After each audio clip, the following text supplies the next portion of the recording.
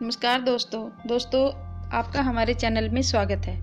आज हम बात करेंगे रात को खांसी चलना इसके बारे में। कई बारी आपको जुखाम होता है और उसके साथ साथ खांसी भी हो जाती है।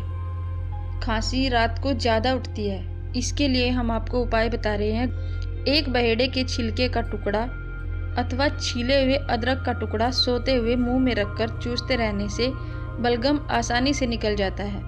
सूखी खांसी, क्रूप दमा मिटता है और खांसी की गुदगुदी बंद होकर नींद आ जाती है। इसके अलावा भी सूखी खांसी में पान बिना लगे हुए के सादे पत्ते में 1 ग्राम अजवाइन रखकर चबा चबा कर रस निगलने से सूखी खांसी खत्म हो जाती है। केवल अजवाइन 1-2 ग्राम खाकर ऊपर से गर्म दूध पीकर सो जाने से भी सूखी खांसी में आराम मिलता है। फेफड़ों के रोग में अजवाइन का प्रयोग करने से कफ की उत्पत्ति कम होती है।